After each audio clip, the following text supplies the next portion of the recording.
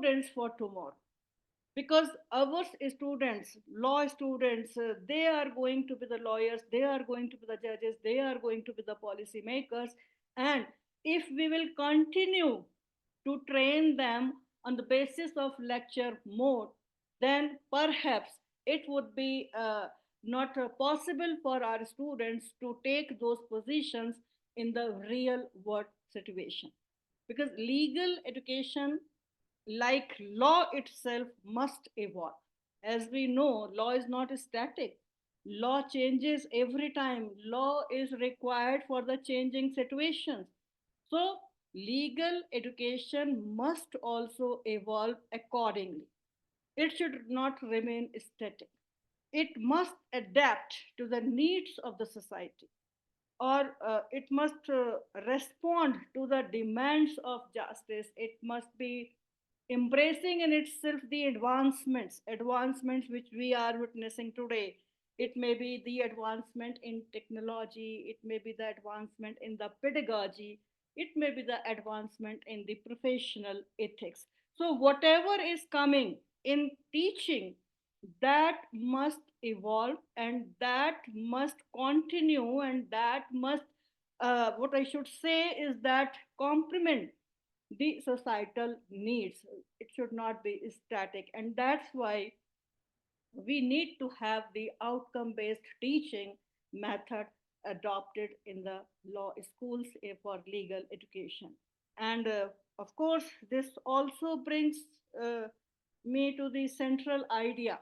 Whatever introduction has been given by Dr. Arjita is that we have to have this real world situation to be discussed with the students as a part of our legal curriculum.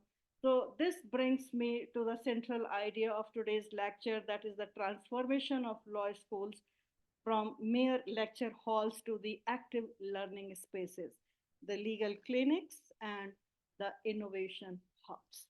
Because that nurture, if we talk about the legal clinics, if we talk about the innovation hubs, then you see that it is going to nurture the critical thinking, the empathy, and the real world problem solving among the students. And in this reference, I have chosen the topic that is from lecture halls to the legal clinics, the shift toward the experiential and innovative pedagogies in legal education. And as we know that today we embark on a journey through the evolving landscape of legal education, a journey from the traditional lecture halls to the dynamic hands on environments of legal clinics and beyond. I'm not talking something new which is to be started from now onwards. I'm talking something that though we were having these dynamic hands on environments for legal clinics right from 1986 onwards, when the first law school in Bangalore was established and the 5 year course was started, the legal, this clinical courses were there. But the point is that how much we have adopted, how much we have implemented, and what is the result of those clinical papers. So here again, the need is that we have to embark for this landscape of legal education, which talks about to come out from the lecture halls and to go to the fields, to go to the legal clinics, and to have the dynamic uh, study material to our students. So our focus is on the shift towards experiential and innovative pedagogies in legal education. And I'm really very hopeful that this transformation is reshaping how the law is taught, how the law is learned, and how the law is to be practiced. Because these are the pointers on which I say that the entire legal education, teaching, learning is based upon. So, the traditional lecture halls in legal education have evolved significantly over the times into the legal clinics. As I told you, with the 5 years integrated law program, this has been introduced in the courses of law. And that reflects a broader shift also.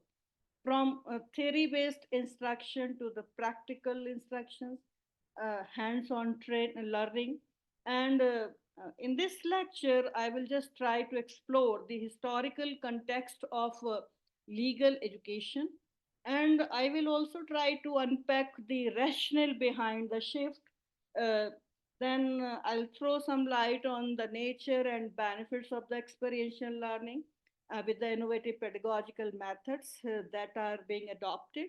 And then I will highlight the challenges that are being faced, because as I told you, it has been started since 1986. Still we are talking about that. So what are those challenges which are being faced by the law schools, that they are not completely shifting from the lecture halls to the legal clinics? And of course the future of legal education, what has to be the future course of action for the legal education. So by the end, I hope that you'll appreciate not only the necessity to this shift, but also the existing or existing problems, and also the exciting opportunities it presents for the students, it presents for the teachers, and it presents to the legal profession as a whole. So coming to the first part of my lecture, the historical context, that is the traditional or conventional model of legal education.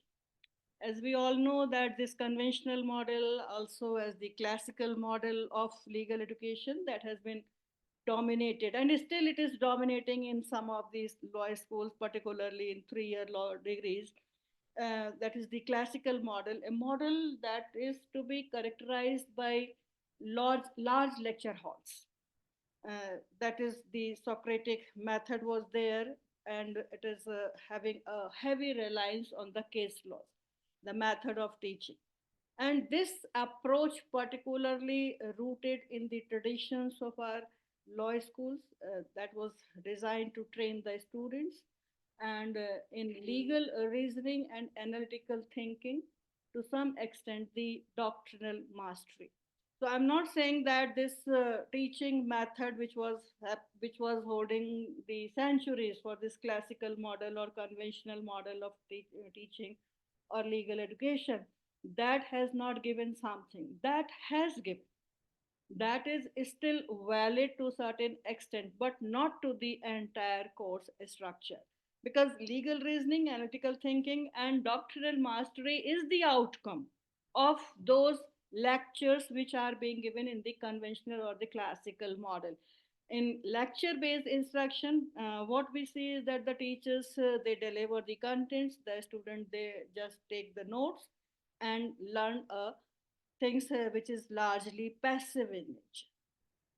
Another method which was continued in that classical mode was the Socratic method, as I told you, where the teacher questions the students about cases and to develop the critical thinking.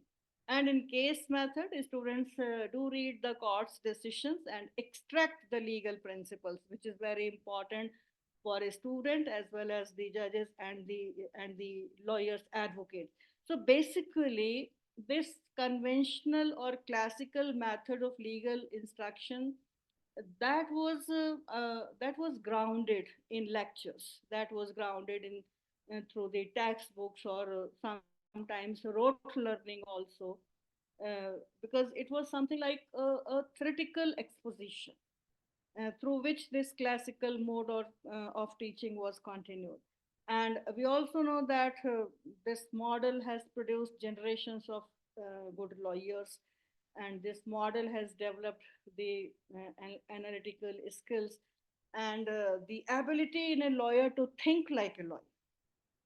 But it has some limitations, like it lacks the practical exposure. The students, they often get the degree or they are graduated without having seen a courtroom. When I did my LLB, there was nothing like the clinical papers in that program of LLB. We have never gone to the court of law. We have never seen what is the diary. We never have gone to any moot court. So this was the situation, and in that way, we found that the students like us, they have been graduated without having seen a courtroom or having interacted with a client. and there was very minimal interdisciplinary approach, because law was taught in silos. Uh, if it is a law degree, it was a degree which was stand alone. Now we are having the integrated program. So it was disconnected at that time from the economics, from sociology, from psychology, or public policy, or the subjects which now are being taught to the law students. Because if we base the students on the basic foundation in the first year, with what is happening in the society, what is the psychology, what is the economics, so law and economics, law and public policy, like these subjects, so that they can develop their understanding to make the provisions of law implement in those situations. So it is very important, which was not present in earlier days. So there was no focus on the skill development as such. It was very poor. The core skills such as drafting, negotiation, client counseling, mediation, legal research, so all these were getting very limited attention, because at that time the arbitration act was being taught to the students without knowing that whether this is something which is related to the alternative dispute resolution system or what. So the theory was up on the higher side, and practice was negligible at that time. And now also we see that though it is not something which is related to the courses where we were not having the skill development, because technology was not as developed as it is today, but some technology was there and that was totally absent. So in the digital era, students were often unaware of legal tech, AI tools, because these were something which are shaping the future. They are often disconnected from the real world practice. These shortcomings made a compelling case for a reimagined approach, one that would bring the classroom learnings uh, uh, closer to the real life legal practice. That is what the classical legal model was lagging. So while the classical legal model with the blackboard and chalk has historically served what we should say as a backbone of the legal instruction or legal education, the complex challenges of our times require more, because still there are 3-year law programs which are going on in many of the universities and colleges, and there is a lack of these type of the clinical courses in its real sense. Though BCI has provided for the clinical courses, but still they are not taking it with that spirit for which this BCI has introduced these real world teaching in the legal program. So because if we say that the challenges of our time which require more, they demand a legal curriculum that is practical, that is inclusive, that has to be ethical, that is to be interdisciplinary, experiential, as well as tech based. So this tech based is something which is a recent origin, and that is also to be the part of the teaching learning method, which was not present in the earlier teaching method in the classical mode of teaching. So the second part, that why there is a requirement of change, the rationale for change. And rational is that because the legal profession has undergone significant transformation in the recent decades. Earlier, there was nothing like the globalization impact on the education, and we know now the law is increasingly transnational, and that requires lawyers to navigate diverse legal systems. What we are witnessing today is that what is being done in Harvard University, what is being done in Oxford, what is the Yale says. So that is always to be seen, that what is the status of legal education at the global level, and what we can adopt in our own legal education. So this is one rationale for change, that globalization has the impact on the legal education. Then second, we see that, as I told you, technology that has been now advanced, and we need to have inclusion of the digital tools, artificial intelligence, and how it is changing the entire system, how the law practicing has been changed, e-courts have come, online dispute resolutions are there.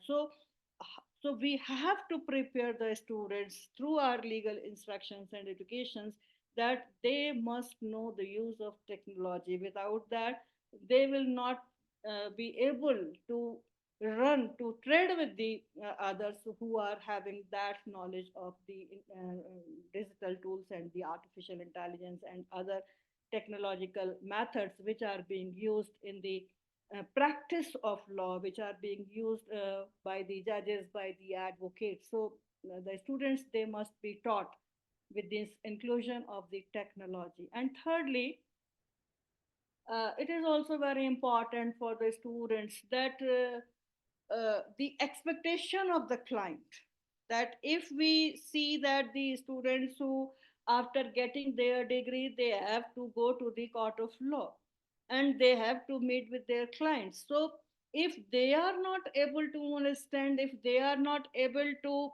make them the clients satisfy as to what are their problems and what would be the solution of their problems, how they'll go about the things. So clients, they always expect efficient, cost effective, and innovative legal service. And for that, it is very important that all these things cannot be completed only through this lecture method. They have to be taught, the students, they have to be trained in these practical training, so that they may have the answer of many of these things. So these changes, which necessitates a new kind of legal education, because you see the gap between the theory or theoretical knowledge and the practical skills, they are becoming increasingly apparent. Because today, the legal profession that demands more practice ready graduates, as I told you, that the expectations of the client, that is important, and that expectation of the client needs the practice ready graduates. And how these practice ready graduates would be developed in the institution, for that we need that we have to have more and more practical skills development and knowledge in the students through the changing mode of the teaching. Otherwise, it would be confined only to the theoretical aspect. Then, one that prepares the students not just to understand the law, but to apply it creatively.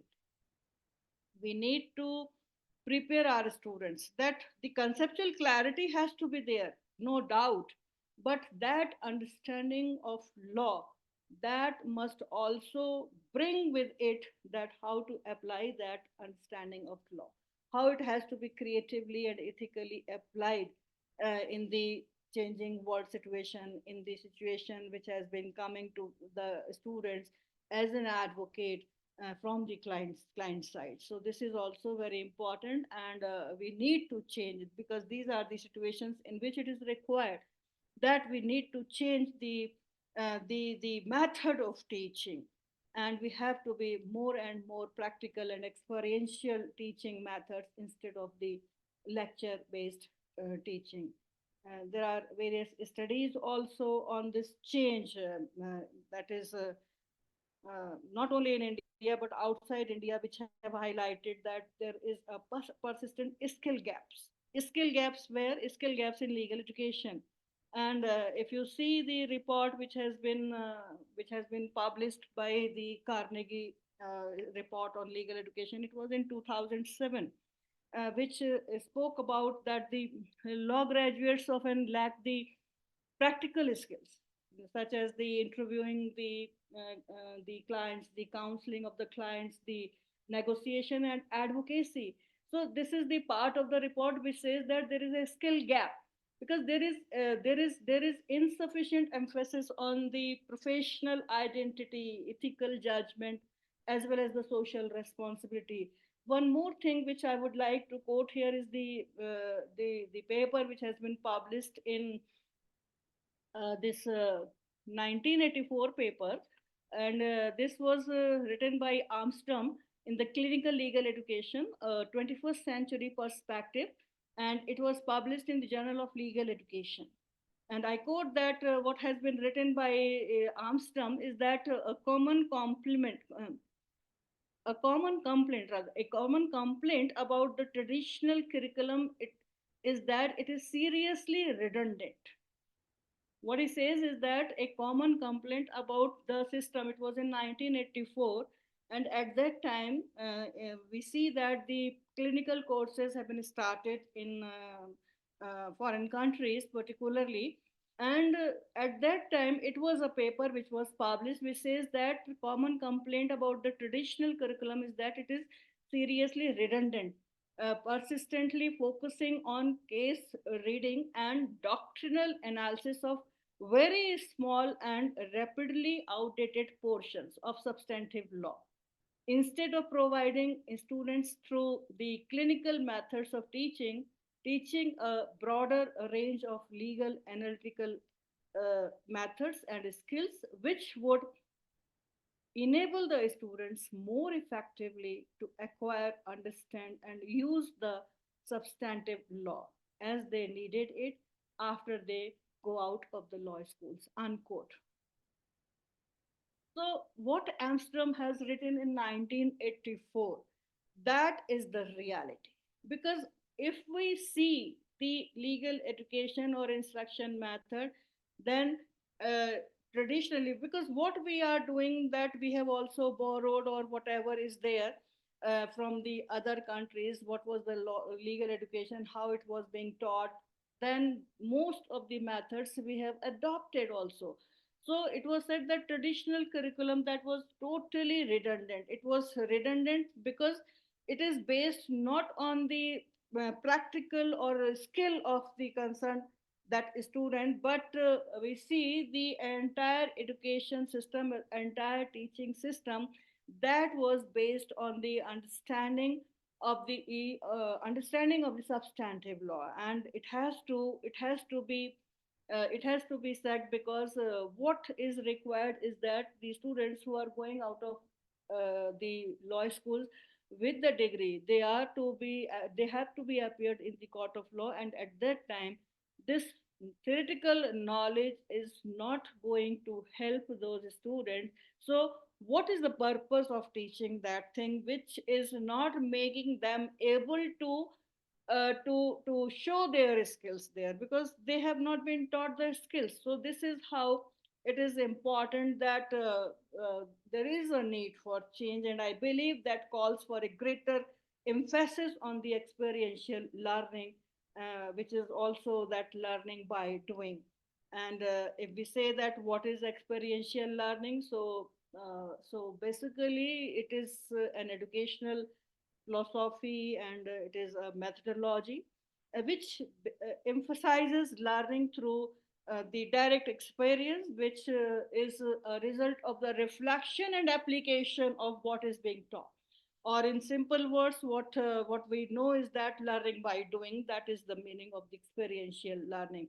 So it places the students at the center of the learning process, and basically, if you see in legal education, then this translates into the activities like legal clinics, which I'm talking about. Legal clinics where the students, they represent the real clients under the supervision, and they are handling the cases from the beginning to the end of that.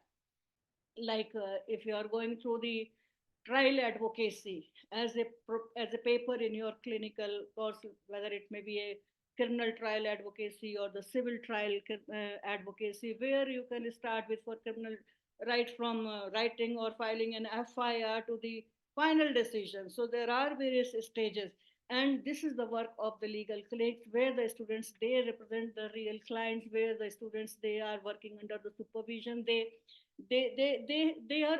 are being made able to understand how to handle the case from beginning to the end.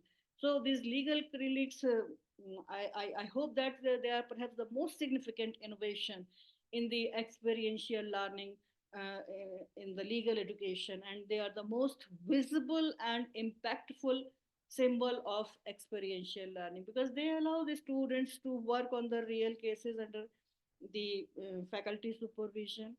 The real client interaction has to be there. The students, they learn how to interview the client, how to counsel them, and advocate for the clients. And also they learn the practical skills like how to draft the things, how to negotiate, what's the litigation, how to solve the problems, and interaction with the person concerns. And in that way, the ethics and professional responsibility, that is also one of the important aspect which must be taught to the students who are working in the clinical this legal clinics. And in that way they can also develop the professional identity, because they do come across with the ethical dilemma sometimes. And there they can develop a sense of the responsibility also, what to do, what not to do. Now this professional ethics is one of the clinical paper now, and in that, how much we teach the students, that is very important. Because every time what I have seen in many of the law schools which are running or which are affiliated with many of the colleges, that the students, they do just make the diary and they write everything, but when you ask that whether they know what they have written, many of the students, they will be saying that they are not aware as to what are those things, because ethics is also very important for the professional identity. And through this legal clinics, if it is being done properly, then of course they gain the courtroom familiarity. And they also gain the professional and knowledge, which includes the procedure, which includes the substantive law. So everything they are gaining if the clinical or legal clinics are working properly in the law schools. And of course they offer the legal aid to the marginalized community, which is also one of the very very preambular objective of the constitution, the supreme law of the land. So if the legal clinics are working properly, they may offer the legal aid to those who are in need of that. The vulnerable communities, the marginalized communities, because these clinics serve the marginalized population. They are instilling a commitment to access to justice. And in that way, we find that if the access to justice is made available through teaching only as a part of the legal curricula, so it is going to serve what is the preambular objective also.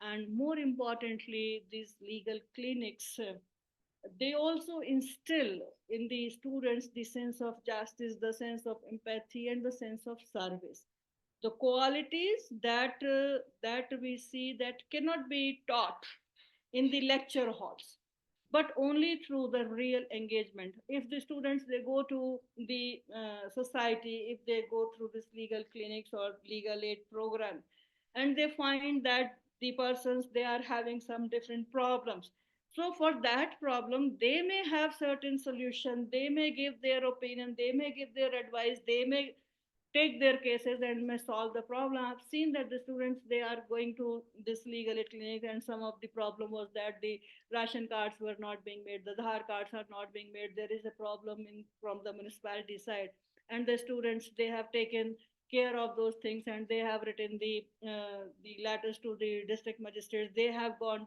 for making their voter ID or all these things. So in that way they develop this sense of justice, empathy, as well as the service to the society. And these are the qualities which you cannot teach in the classroom, basically, because in teaching these things may not come across, that how to develop the empathy, these things will not come across as to how you have to serve the society. But if they are being sent to the society, then their engagement with these real problems, that will develop all these qualities. Then moot courts is another form of experiential learning, where the students, they participate in the mock trials, negotiation, as well as in the mediation. Simulations are there, role plays are there. These are different types of the experiential learnings and pedagogies which we can adopt in our law schools. Internships, field work, students, they work in law firms, they do work in the courts, they go for the NGOs or the government agencies, and they do work. We can have the legal aid camps also, where the client interviews and drafting exercises can be done by the students. Then some pro bono projects can be taken, which can provide the legal service to the undeserved this the communities which are deserving, but they are not having any method through which they have to get those services. So pro bono projects can be taken from the government. In our university HPNLU, there was one pro bono project also, where the five nearby villages had been adopted, and there they were going and doing services through the students under that pro bono project. Then there are different type of the learnings like PBL, that is problem based learning, where the students solve complex real world legal problems in teams. And when we say that they solve the problem in teams, then in that there are development of different type of the skills. They research for that problem solving, for the problem which they have to solve, for how to solve. So they have to research. Then they are working in a team, so teamwork is there. How to think, then strategic thinking is there. Legal application in that particular context, that is also there. So if this type of the experiential learning would be there, then of course it is going to make the students very I mean, skill their skills will be developed. And we should not afraid that these are the add-ons to the curriculum, because there is one conference which is going to be there in Sydney, which is talking about the less crowded curriculum for the law schools. So if these experiential learnings would be there, so it is not going to make certain add-ons to the curriculum. It is not to make the curriculum crowded. Rather, they are the core learning experiences that bridge the gap between the theory and the practice. Because whatever we are teaching, like if there is, we are teaching in the contract that how a contract or the agreement has to be written, then instead of teaching, you just start making that the students to write that agreement, to draft that agreement. There are different types of the deed, the sale deed, the mortgage deed, something like that, gift deed. So you ask the students to write those things, because that's a part of the theory, and you have to bring that the skill, or to develop the skill in the students. So you can ask the students every time to do that. First you have to give them how to make it, and then to take that, instead of going for the midterm exams and assignment and all these things. You can start with that thing, so that that may develop a real knowledge, real world knowledge in the student. The skill will be developed how to draft the things. So this is one of the aspect which is not going to crowd your curriculum of the law education, legal education. However, it is just going to bridge the gaps between the theory and the practice. So experiential learning, that is that has to be rooted, that has to be rooted in our work. And it is not something new, and many of the authors, they have written on that, how to experiential learning has to be taken, how it has to be brought in the legal education. And I have gone through the papers of two authors. One is John Dewey, and other is David Kolb.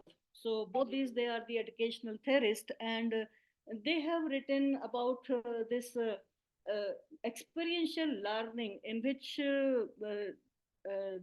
John Dewey, he says that experiential learning, and rather I should say that he has advocated for education as a process of living and active participation.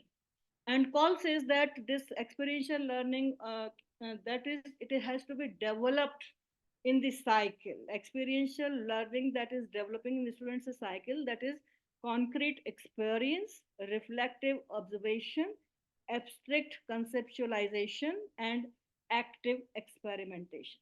So four things.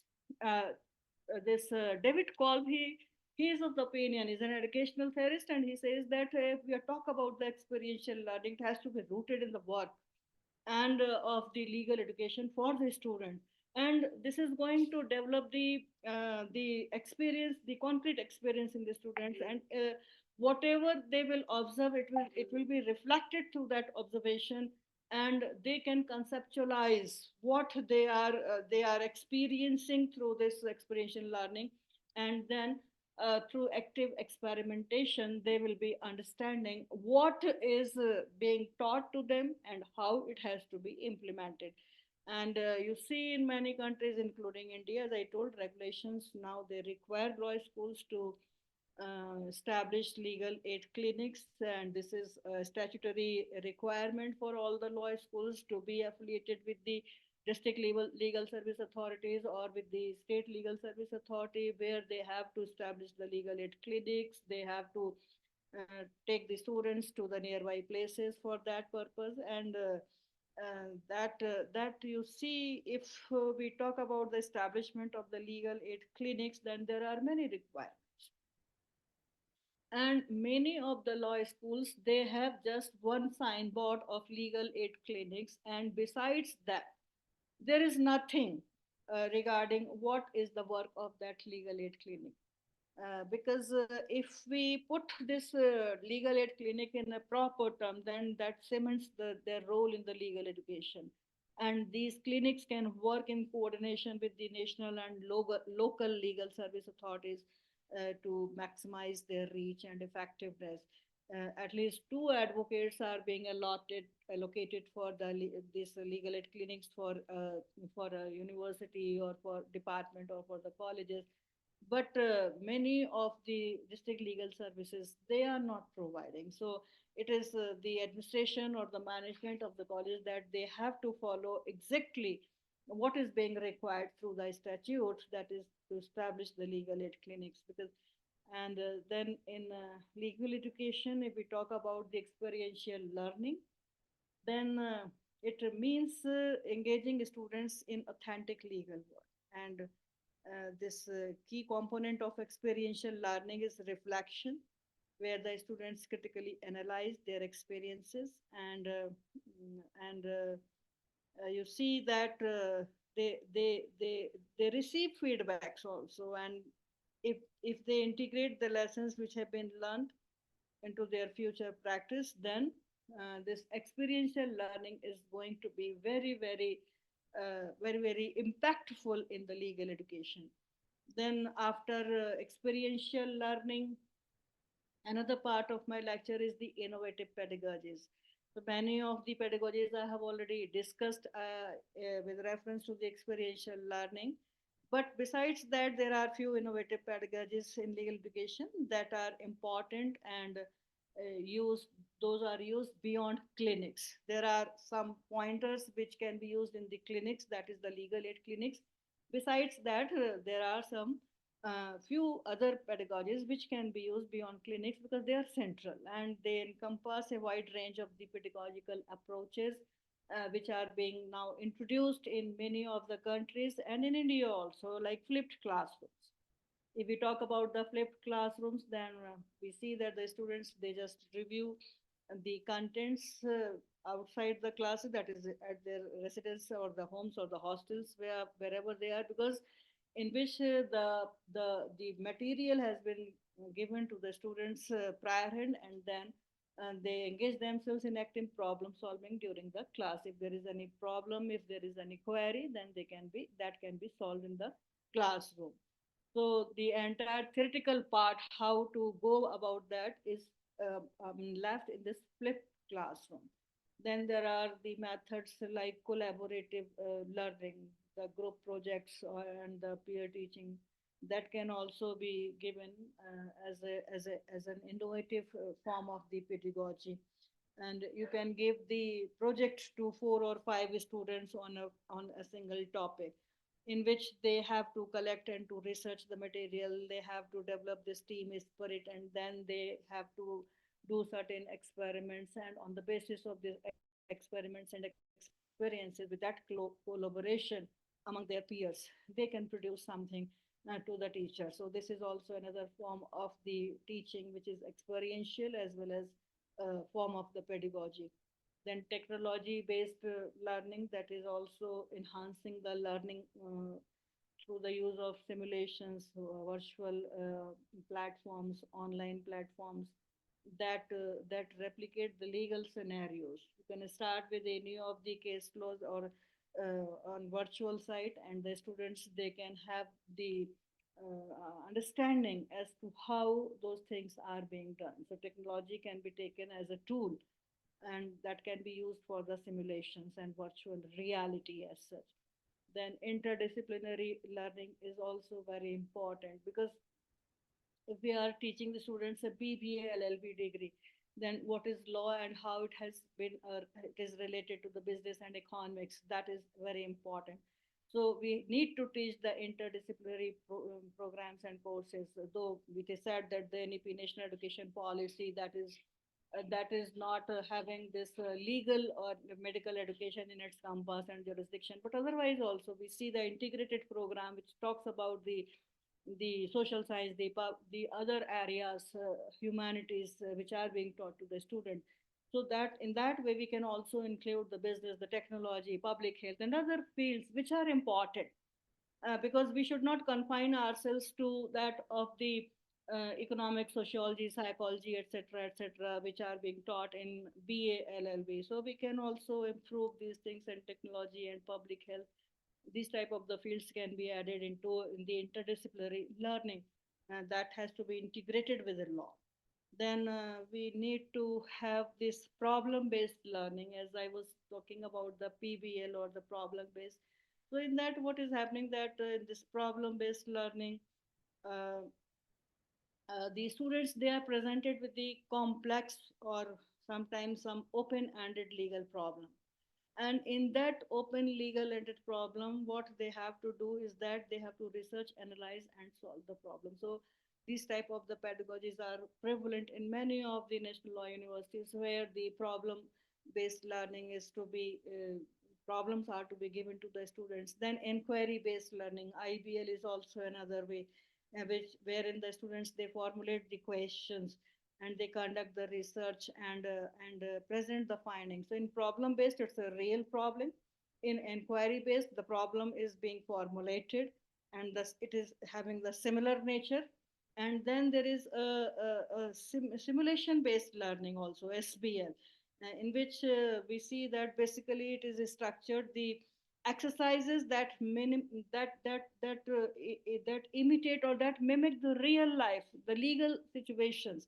It is again not the real situation. It is something like that this may be a problem on which you have to solve the problem. So these type of the three new pedagogies, PBL, IBL, and SPL, those can be very important for skill development of the students. And then mock trials, moot court, negotiation, and all these we have already discussed that these are being taught beyond clinics. So this innovative pedagogy, that is important, and online learning platform, those can be very very helpful. The virtual classrooms, the legal tech tools, which is encompassing the AI powered tools, the legal research database. So everything is now on your tips. You need not to go here and there, and everything is available. So out of that, how you take those things for your purpose, and that is important. Then online dispute resolution is another way through which we can develop all these things. So technology not only we see enhances the access, but it is also to some extent preparing the students for digital information, because until and unless you are informed, because every day, every time the things are being changed, every day the law is being changed, the judgments are coming in a different way. So it is not like that we have to wait for the reports or the journals to come and to see as to what the court has said. Everything is available, and this is because of the technology, that it is enhancing your access to the material. So out of that material, how to go about this is important, and that has to be the part of the pedagogy, which can prepare the students for the digital transformation in the legal education, in the legal practice, or any of the things which are coming in the legal discipline. Then out of that, there is mm, the question that what are the benefits of this experiential and innovative pedagogy? Is there any benefit or not? And as I told you, it is always very, very beneficial because these innovative and experiential pedagogies, they bridge the gap between the theoretical and practical skills. And this is the base of coming from the lecture halls to the experiential learning or the legal clinics, that we don't want to have more and more specific teaching as theoretical to develop the theoretical knowledge, but the practical skills are very important. So it is beneficiary for all to develop the this innovative and experiential pedagogies in teaching learning in the law universities, law departments, and the law colleges, because it is going to develop the sense of professional identity in the students. It is going to develop a sense of social responsibility through which they can enhance the opportunity of employability. They will be considered to be career ready, as the expectation of the clients is there, that whether they know or not what are their skills. So if these skills are being taught in 5-year program or in the law program, then they'll be career ready. So today, employers they are seeking graduates. When we have the zero day or the industries, they do come for getting the students as the campus selection. Then we find that they need the students ready to work in, because they are the employers. They are seeking the graduates. They are seeking the students with the practical skills, as well as they have to be have the knowledge of how to adapt the things, and how to work, or the ability to work in the collaboration. The collaborability is also very important aspect. So this experiential learning is going to have the benefit to the students, because it is going to enhance their employability.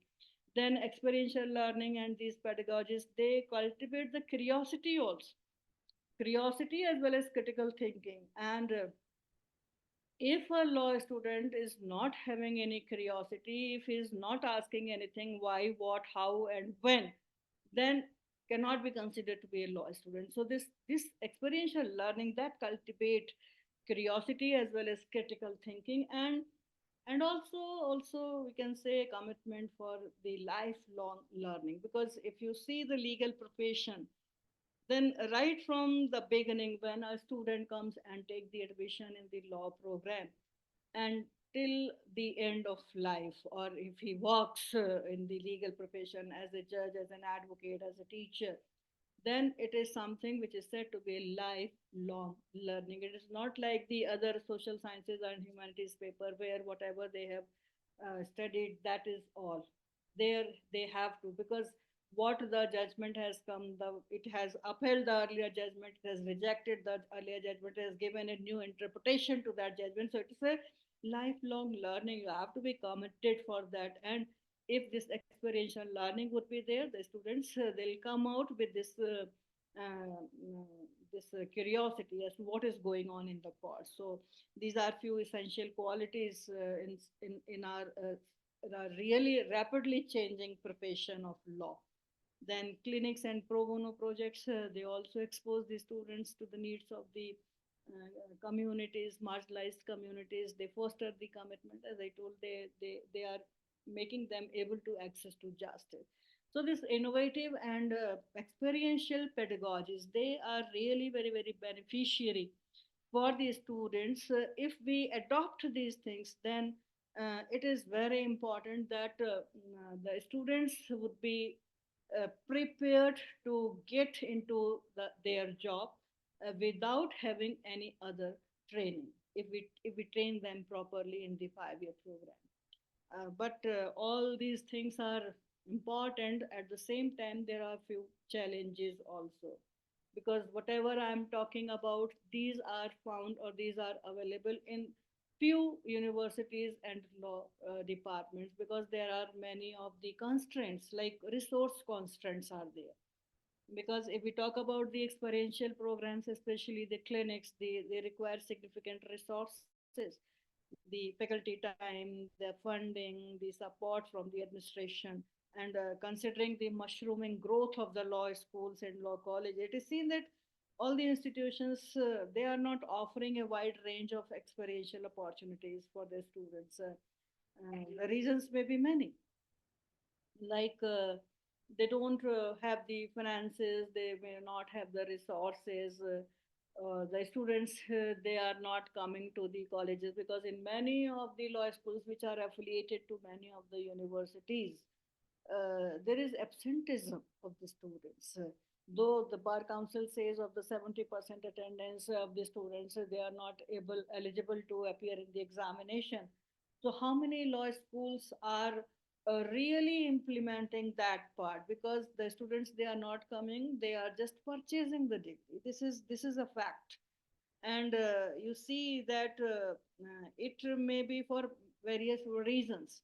So experiential program, this establishment of the legal clinics, may not be working properly. It needs a space, it needs staff, it needs supervision, it needs finances, it needs so many things. And whether all these things are available or not, this is one of the challenge, that experiential learning is not there, because we are having different types of the legal educations at the same time. You see, we have the traditional law colleges, we have the state and central universities, we have the national universities, we have the private law universities and colleges, and every institution is working according to its own norms. The Bar Council of India is the regulatory body. It is giving the rules which are applicable to all these type of the legal educational institutions. But how many these legal institutions are applying that? That is one of the important challenge also, which is related to one of the experiential learning through that establishment of the legal clinic. Then another pointer is related to the assessment of the students or the evaluation part. Because if we talk about the experiential learning, assessing or evaluation of this learning is complex. As I have given you the example that 4 or 5 students have to be given a topic for the project on which they have to work collaboratively, and how you have to assess and evaluate the working of that project instead of midterm exam or instead of assignment or presentation. Then you have to have a, a, a mode through which the assessment can be done of that experiential learning, because it is complex. Then for writing that project assessment or presenting that, and what questions you are going to ask from the students, how they have collected the material, how they have solved the problem, what are the materials through which they have reviewed, and literature service. So everything is related to that, and assessing becomes complex, and for that the entire system has to work. Because in traditional exams, they may not capture the full range of skills. You have to give the 4 or 5 questions and they will write 4 or 5 answers to that. And this is something which is not going to give much importance to the students what they are learning. There are different types of the assessment methods, summative method, formative forms of the assessment, which are being not known and applied in many of the institutions. So it is one of the challenge that to measure the experiential outcomes, those always require some new rubrics on the basis of which the students, they can be assessed, they can be evaluated. So even if you start the experiential learning or the clinics and the moot courts and all these things, how to assess, this is one of the challenge which need to be addressed in many of the legal in the institutions or academic institutions, if they need to follow, because they have to. Otherwise their students would not be coming at the same platform as the other institution students are coming, who are adopting the experiential learning and teaching method.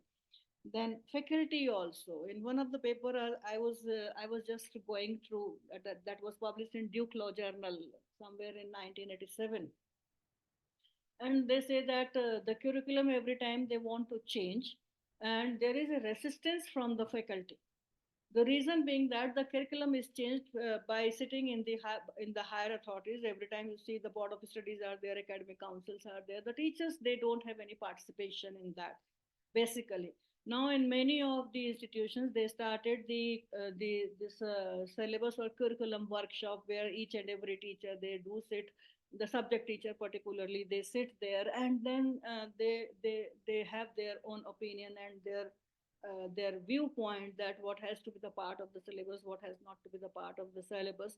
So there would be no restraint at that time. But otherwise, if you see the faculty, if they have the resistance that they are not going to adopt these type of the experiential learning, then what is the cause, what is the reason that has to be taken or considered by the institution also. Because one of the challenge is the faculty development, and this type of the faculty development programs, many of these type of the programs which are coming after particularly COVID, you see the online programs are there, and many of the participants, they just get registered for this program for the purpose of getting certificate. And how many of those participants, they are really engaged in those lectures, how much they are getting or receiving from the resource person, that is important, because they don't know what is being taught or what are the experiences which are being shared. Because what is important for them is just the certificate.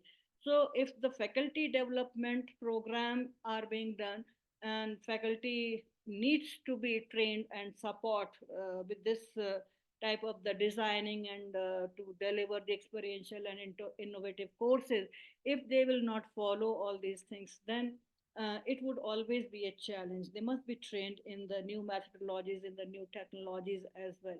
So these FDPs are also important. They should not be confined to any specific topic, because those topics they can get from any of the website or any of the other things. But the experience, sharing of experience is very important for the developing for the new teachers, the youngsters who are coming, or the budding teachers who are coming to the profession, that how to teach, how to prepare the lecture, how to do all these things. This is important. Faculty development, that is important. And then you find that there can be no resistance to change from those uh, who are who are there, because once you try to change, then those teachers who are accustomed with the traditional methods, they'll not go to the change. When the from annual system to semester system, it was moving from annual to semester systems, and from marks to the credit systems. Many of the teachers, they were saying that it is useless, it cannot be possible, it is not something which is related to the teaching method, has not to be changed, it is a good. So in whatever way a teacher is accustomed, will not be leaving that system and will try to continue with that system. So this is something which creates a restraint or resistance in the system to change. But for that, it is required that the faculty has to be trained, and that has to be support has to be given to design and deliver the experiential learning and innovative courses they have to develop. Because sports law, it was not heard of just 10 or 15 years back, energy law. So these are the few, space law, these are few pointers, AI, artificial intelligence and law, technology and law. So these are the few pointers which need new designing, and for that the teachers, they should take care of that this is the time that they have to learn all these things, and they have to prepare and design the courses. And this can be done only through this innovative course making and the workshops, in which they can have their role to play. They can have their own voice, because if their teachers have, because we all know there are ranks, the assistant professor, the associate professor and the professor. So whatever is being said, told by the assistant professor, many of the times the senior professor, they'll not pay any attention towards that. But they may have some innovative ideas, so every idea has to come. And it is not something new, that is a Rigved that also said that whatever idea or great idea are coming from there, every side, we have to be open to get those ideas, and only then we can develop the faculty. So this is one of the challenge which need to be addressed accordingly by the senior teachers, particularly in the institution. Then one of the important challenge which I see is that the risk of balance of breadth and depth, because the risk is of the sacrificing the doctrinal depth for the practical breadth. And the challenge is to basically integrate the experiential learning without compromising the foundational legal knowledge. So whatever I'm talking about that we have to come out of the lecture halls to the legal clinics, but at the same time, the very concept of foundational legal knowledge is important. It can never be the 100% clinical study. It has to be, to some extent, the foundational clearance or the conceptual clarification. So this balance is important, that how much time you are giving to the clinical courses, how much time you are giving to the other teaching methods or this traditional methods of teaching. And this balancing is depending upon the reception of the student also, as to how much she is gaining or she is gaining through that particular lecture. So this has to be taken or given very specific, I should say, this has to be specific. It is not like that the entire constitution has to be through clinical mode. It has to be given something foundational legal knowledge. If we talk about the contract law, if we talk about the procedural law, then it has to be more and more clinical rather than the conceptual, foundational knowledge. So balance has to be made by the educational institutions. Nobody can teach this to the institution, that how much you have to have this balance of breadth and depth. Then equity and access is another challenge.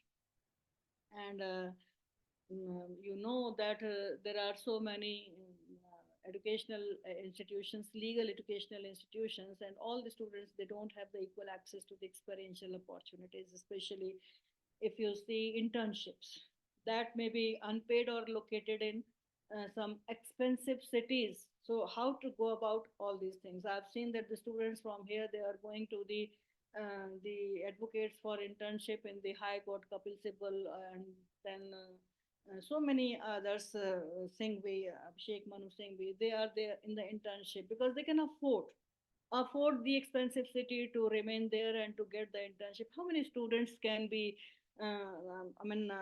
having this type of the opportunity of internship with these type of the advocates, or in the high courts or in the supreme court? So uh, there are certain problems of the equity as well as of the access also. And second thing is that the understanding and the relation and the licensing of the institution with those of the those of the industries, those of the other firms, consultancy firms also, that it is tier 1, tier 2, or tier 3 firms, legal firms, through in which the students are to be sent for the internship. So this type of the equity and access, this will remain a challenge when we are having the different types of the institutions which are conferring legal education. And this challenge is to come out of this traditional mode, because the students, they are paying for their um, teaching. And that's why they are also be made entitled for all these type of the things. Equity and access is a great challenge, but I'm very very hopeful that proper with proper vision, with investment and willpower, these challenges are surmountable. And if the teachers, if they are interested that their students should go to have a good internship in the farm or in some other companies or with the advocates, so they can also have to take certain pains for their students, and the students can get the equity and access. And law schools must embrace out of box thinking to drive this change also. Challenges are everywhere, but we can make certain changes. And I can discuss few trends and the possibilities through which we can make certain changes. We can think of personalization and flexibility. As I told, that a teacher concerned, they can take certain pains for the students. So if they are flexible, if they are taking the things, so these type of the challenges can overcome. And otherwise also in the classes, we have the remedial class, we have the mentor mentee system. So personalization and flexibility is very important. We need to make the curriculum more personalized also, though uh, as per the population, as per the intake of the student, to some extent it seems sometimes may be difficult but not impossible. And we can also allow the students to tailor their learning. to their interest and the career goals. And in the first year only, you can have the information from the students as to what are their interests. I've seen that one of the student, he has to go for some internship with some advocate in the Supreme Court, and the attendance was not allowing him to go for that internship. And I said that you do something different in this thing. So he said that my interest is only to go to the litigation. Why should I go to the company? I'll not go to the company. So at the initial stage, you can take the information, or you can take the interest of the student. That some of the students, they may be desiring to go to the litigation. Some of them, they may go to the judgeship. Some of them, they may go to the corporate sector. Some of them, they may go to the academia also. So considering their career goals, we can also tailor their learning. Some of the teachers, they may be good for particular purpose. So we can also have some remedial classes for these type of the things, which will also increase. And uh, of course, we have to think out of the box for this change for the students. And we have to integrate the technology for the all the levels. All the levels means that from artificial intelligence, data analytics, online platform, and all these has to be integrated part of the legal education and practice. And we need to teach the law in conjunction with other disciplines, as I told. So these are few pointers which I feel that every teacher in the legal education must think of, because this is something which is not confined to 5 year degree program. Legal education is a lifelong, and it's a continuous learning, and it needs to be extended beyond the LLB to include the continuing professional development in the student, because we are producing the professionals, we are not producing a degree holder. And if we are producing a professional, then we need to develop that professional skill in the student, and this needs a continued application, a continued training in the students. And the faculty members, they need to play a very very important role, a very great role in all these things. And they are to be the, what should I say, uh, the anchors of the transformation, because this is not a change, this has to be a transformation. So they are the main, they have to play a very pivotal role in transforming the students. And they must embrace the roles of the mentors, not just as the professors, assistant professors, or the lecturers. And also to facilitate the students for continuously upgrading their skills. Nowadays, you see that the students are also having many informations, but how to cultivate that thing, how to limitization of those information, that is because the direct information is very important. If you go to the class and the students, they are having with their laptops and iPads in their hands, with this Wi-Fi connection and all that, and teacher is teaching something in the class, and the students, they ask some of the questions related to that. So sometimes the teachers, they have to be very very careful as to whether the students, they are into the class physically or mentally.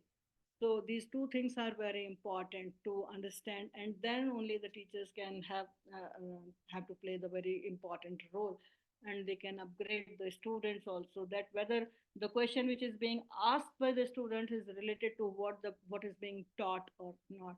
So sometimes it is also very very important, and therefore I think that a shift from the lecture halls to the legal clinics, it is important for every law school, because if we see that the students, they have to develop these type of the things, then it is to be seen with reference to that this shift from lecture halls to the legal clinics is something like from passive absorption to the active engage, from tradition to innovation. It is not just a trend, it is a necessity, it is a requirement, it is compulsory now. that we need to shift, because the legal profession and the society it serves, that demands the lawyers who are not only knowledgeable but also skilled. They demand the lawyers who are able to adapt, and they are also to committed to the justice. So as we embrace the experiential and innovative pedagogies, we must also be very, very mindful to the challenges, and to strive to ensure that all students they have the access to high quality, uh, practice oriented, what should I say, the legal education. So let us reimagine the legal education. Whatever I'm talking about, that is just having a shift. So for that shifting, we need to reimagine. And for that reimagination of legal education, that need a great deal of research, that will not culminate into a research paper, that will not culminate into a project report, that will not culminate into a PhD thesis, but that reimagination of legal education is for the professionals we are developing in the law schools, not as a static transmission of knowledge, but as a dynamic or as a transformative journey. Because that will prepare the students to be just not the lawyers but the leaders, the problem solvers, the agents of change. We need that these type of the students, because professionals who are trained in the field are not to be confined in the classrooms, because the field is their courtroom, the field is their client, is the field is interviewing, the field is the other services which they have to. So it cannot develop only in the classroom, and we need to navigate to the real world challenges, and it is to be done by doing, it is not by reading alone. So I would like to stop here by saying that my point in moving from lecture halls to legal clinics is that we need to take a leap from knowing the law to living the law. We need to live the law. Only then we can create good professionals, we can create good human being, we can create good persons who can be the leaders, who can be the problem solvers, who can be the agent of change, and who can bring the change in the society as well. Because law is something which is spread over everywhere, LAW, land, air, and water. So they need to know everything in the field. So, with these words, once again, I thank to the organizer for giving me this opportunity to share my views on how we need to change the classical mode of teaching to the experiential mode of teaching. Thank you. Thank you so much, ma'am, for such a thought provoking session. We are thankful for the knowledge and insights you have shared with us, especially regarding experiential learning and innovative pedagogies, including flipped classrooms, simulations, PBL, IPL, SBL, to cultivate the curiosity and critical thinking among students. Now, ma'am, we have few questions from our participants. Can we take them? Sure, sure, sure. Okay, okay. So, ma'am, the first question that we have is, what kind of simulations or role plays are most aligned with achieving legal reasoning and advocacy skills? Okay. So simulations and role play, is something like mock in mock trial. What we do is that we have to give some of the problems to the students, and then on those problems in PBL, ISL, as well as in the simulation, you see, in one it is the real case in which it is inquiry based, and in one it is the thought of the person concerned that these may be some problems, imaginative problems. So in this simulation, you can take any of these method of learning, PBL, IBL, or SBL. And in that, you can ask the students to go through that problem, and then you have to solve the problem. In that, the entire trial advocacy will run right from the beginning. As I told you, that if it is a problem relating to the criminal law, then the criminal trial advocacy has to be there right from starting to how to file or go to the police chowki and to file FIR. Then from there, what are the different stages? So this will develop what the reasoning, the research they have to do. How to file the FIR, they are not knowing because they have just taught by in the classroom. So for that, they have to go to the particular police chowki and then they have to file. Then what are the further procedure? They have to follow all these things. In that way, it is not. It may be a real thing. It may be the role play. You can have all these things in your campus, in your college, and then you can go by all these things. So you can make some of the students as the in charge SHO police thana. You can also make the trial court, you can make the high court bench, you can go for the supreme court bench, you can ask the judges to come there, you can have the witnesses, you can have the plaintiff and defendant, you can have the complainant and respondent. So everything that is coming to a role play, and that's not a thing which can be done in one day. It takes time. The full time has to be given. As we have just started this criminal trial advocacy in our university, and it is having a 10 months program, right from beginning, that is the filing of the FIR, to the final decision in appealed by the Supreme Court. So the dates are there, what the students have to do, the witnesses are to be produced, and how to examine them, how to cross examine them. So everything. So it can be done through a role play on the basis of whether it's an existing problem, real problem, or your imaginative problem. It can be done. Thank you so much, ma'am. I'm moving towards the next question, but before that, I request the participants that the chat box is open and they can post their questions and queries there. The next question that we have is, how can law school and educators assess the skill gaps of their students? It depends. Basically, if we talk about the skill gaps, then you have to give them certain projects, certain idea, and then they are to be allowed to research on those particular problem, and then you can assess and evaluate that what type of the research they have done for that particular problem and what is left. Then you can teach and can assess that the students that they have not. I'm just trying to share one of my experience when I took admission in LLM class. And the first class, in my first class of research methodology, the concerned teacher said that go to the library. For every student's given problem, and my problem was that go to the library and search a case where Article 21 of the Constitution and the Hindu Marriage Act section this and this, I am not recalling this time, that these two have been discussed by the Supreme Court. Go to the library and bring out the case. Pratibha Rani case, Saroj Rani case was that. And I have to go to the library to see all the AIR, what is there and what type of the cases. So I try to learn that the subject index is there, topical index is there, the case law is there, the acts index was there. So act index not possible. Article 21, how to search for the Hindu Marriage Act then? Then for that particular purpose, the subject interest and topical interest. So this is all a search by the research by a student to bring that to the teacher that this was the case which you were talking about.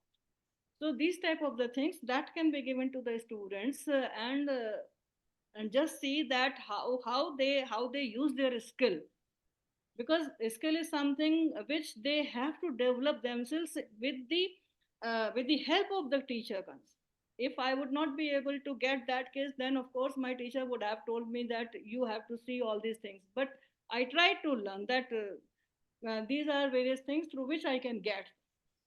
So these are the pointers in which we can find and evaluate and assess that the students they are using their skill or not, what are the gaps, and how to make them aware that these are the things which you have forgotten, which you have not touched, which you have not exercised. Now you go and do this thing.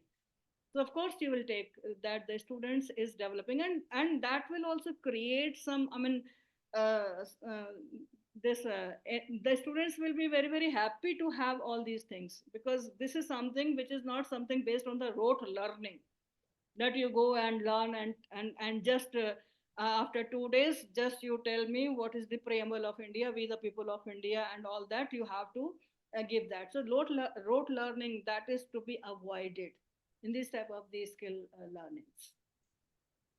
Thank you so much, ma'am. The last question that we have is regarding faculty training. So the question is, how can faculty be trained to use legal aid clinics as tools for innovative and experiential teaching in law schools? Basically, as I told you,